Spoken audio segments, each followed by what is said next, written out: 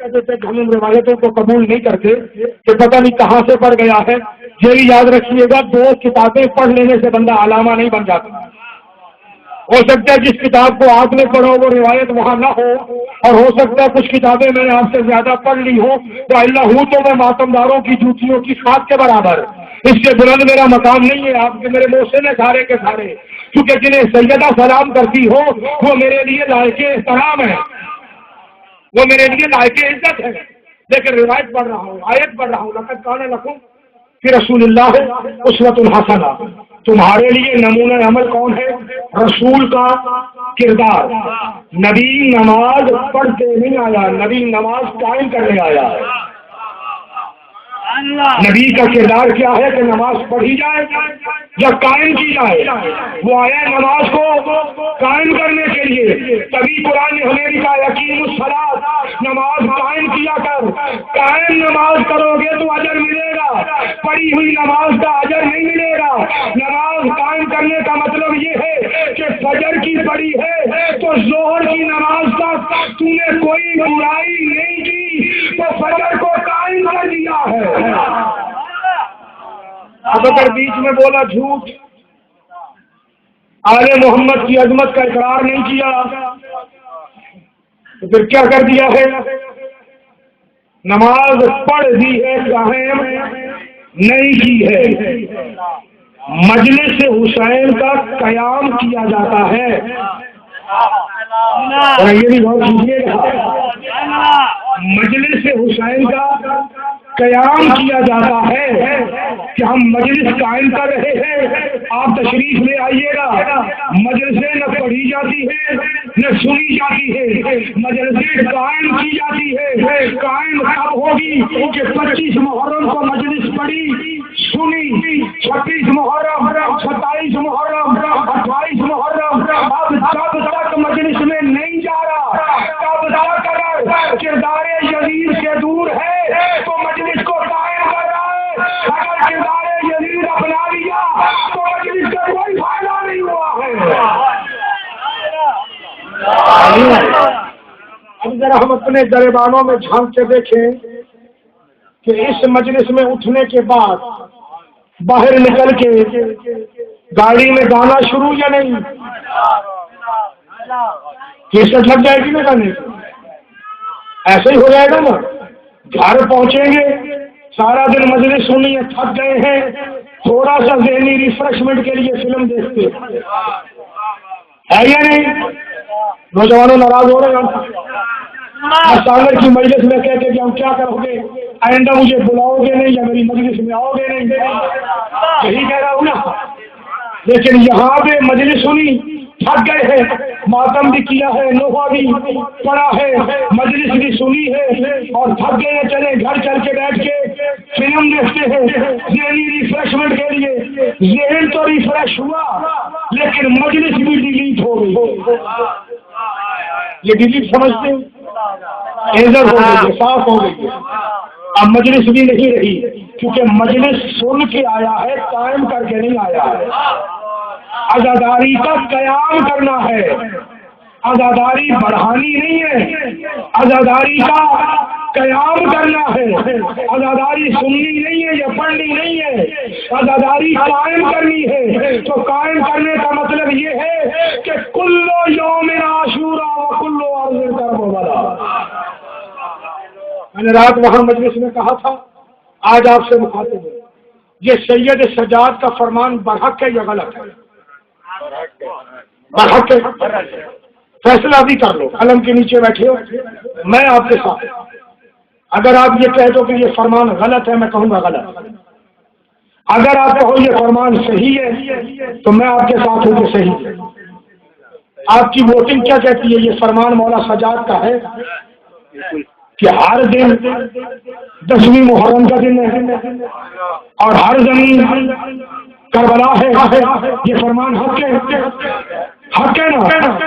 10ویں محرم کے دن گانا سنا جا سکتا ہے نہیں, کربلا میں جا کے گانے سنے جا سکتے نہیں. ہم روز سنتے ہیں یا نہیں؟ اپنے گھروں میں بیٹھ کے فلمیں دیکھتی ہیں یا نہیں؟ دیکھتے ہیں، گانے سنتے ہیں، کیا ہم یہ فرمان مان رہے ہیں یا نہیں؟ زبان سے کہہ رہے ہیں کہ فرمان برحق ہے، کردار سے کہہ رہے ہیں فرمان جھوٹا ہے. ایسے ہی کر رہے ہیں نا. زبان سے کیا کہہ رہے ہیں کہ فرمان سچا ہے، کردار سے کیا کہہ رہے ہیں کہ جھوٹا ہے. کیا 10ویں محرم کے دن گانے بجانے، فلمیں، جھوٹ، زناکاریاں، شراب نوشی کی جا سکتی ہے؟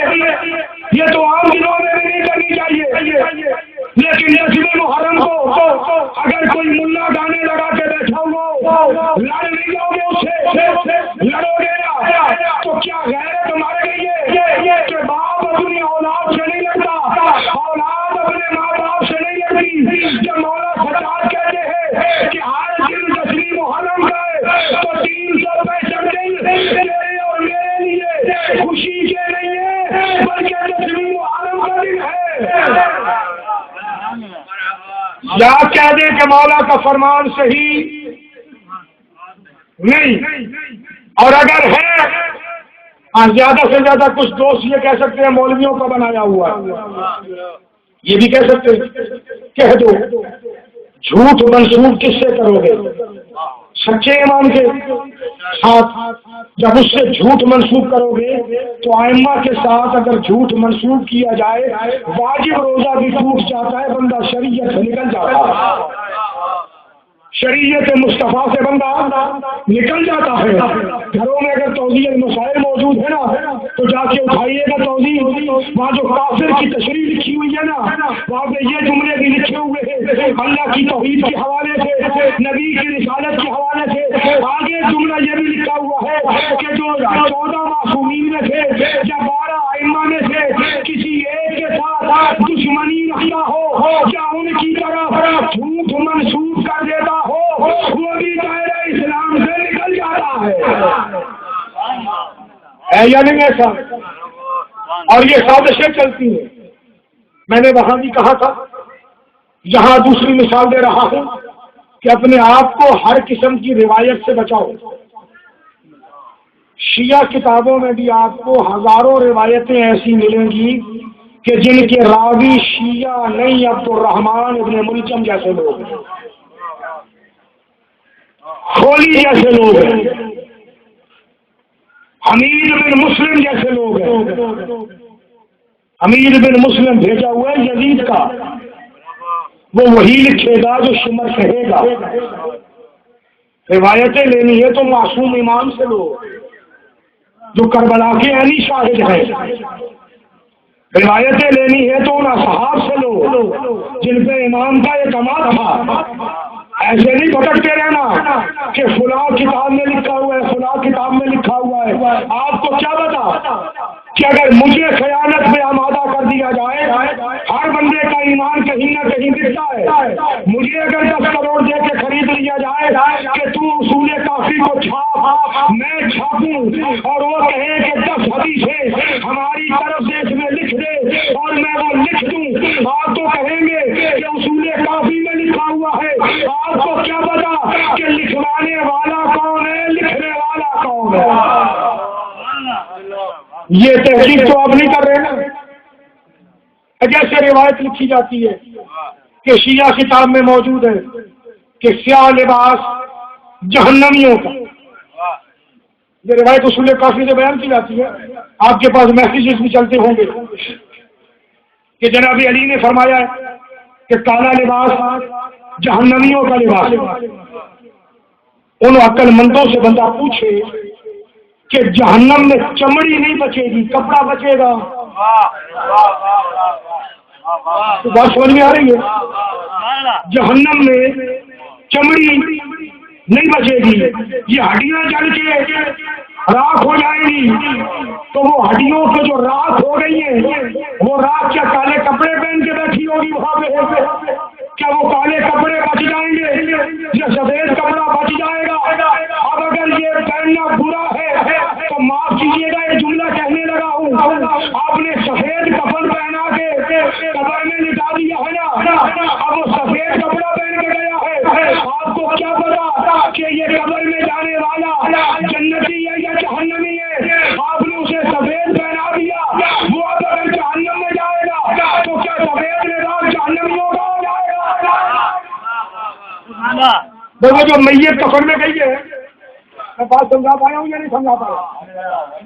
میں اور آپ ہی نہیں، ہندو بھی اپنی میت سفید چادر میں لپیٹ کے، آپ نے دیکھا یا نہ دیکھا، میں نے 8 سال دیکھا ہے کہ وہ سفید چادر میں لپیٹ کے پھر اس کے اوپر سفید چادر ڈال کے، جنہوں نے ڈائریکٹ نہ دیکھا انہوں نے فلموں میں تو دیکھا ہی ہوگا کیونکہ اس میں مناظر ایسے دکھائے جاتے ہیں، تو وہ سفید چادر اوپر ڈال کے پہنتے ہیں، ہے تو وہ جہنمی، تو پھر کیا سفید کپڑے پہننا جہنمیوں کی علامت ہے؟ تو مسلمان اپنی میتوں کو سفید کپڑے کیوں دے رہے ہیں؟ کپڑا نہ جنت کی علامت ہے نہ جہنم کی علامت ہے، کردار لے کے جاتا ہے، جنت میں بھی جہنم میں بھی۔ کردار اچھا ہو، رہتا یمن میں ہو تو نبی کہتا ہے کہ میرا محبوب ہے، کردار برا ہو تو نبی اپنی بغل سے عموماً کہہ کے نکال لیا کرتا ہے۔ پھر کپڑے چاہے جیسے بھی پہنے ہوں تو روایتیں ایسے بھی بنا لی جاتی ہیں، ہر روایت پہ پریشان نہ ہو جایا کرو، ہر روایت میں ایسے تنگ دلی کا مظاہرہ نہ کر دیا کرو، نہیں جی کتاب میں لکھا ہے تو سچ ہے۔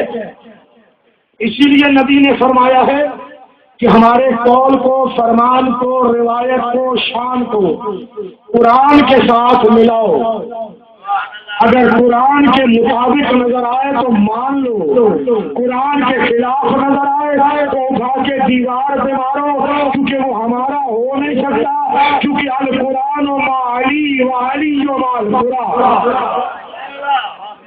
قرآن علی کے ساتھ، علی قرآن کے ساتھ ہو، ہم علیحدہ نہیں ہیں۔ امام جعفر صادق بیٹھے تھے محمد محمد سرکار کے پاس، شام کا رہنے والا ایک بندہ آیا، ابو سفیان ثوری کا شاگرد۔ یہ تھوڑا سا پیروں فقیروں پہ بھی تحقیق کرنا کہ کون کس کا مرید ہے۔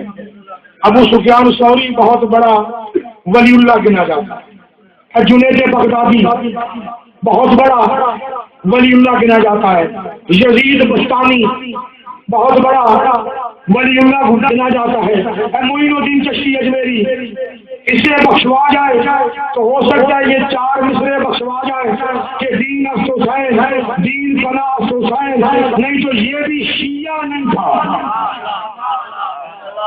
اسے اگر بخشوا دیں تو یہ 4 مصرے بخشوا دیں جو اس نے لکھے تھے کہ دین افسوسائن ہے، دین فنا افسوسائن ہے، جو اس نے لکھ دیا تھا کہ لا الہ بھی حسین ہے اور لا الہ کی بنیاد بھی حسین ہے، سر دے دیا ہے لیکن اپنا ہاتھ یزید کو نہیں دیا ہے، اسے شکست دے دی ہے، یہ 4 مصرے سے بخشوا جائے تو بخشوا جائے، وَإِلَّا وہ بھی شیعہ نہیں، محب اہل بیت نہیں تھا۔ یہ تھوڑی سی تحقیق کر لیا کرنا کہ ہر آل محمد کی تعریف کرنے والا شیعہ نہیں ہو۔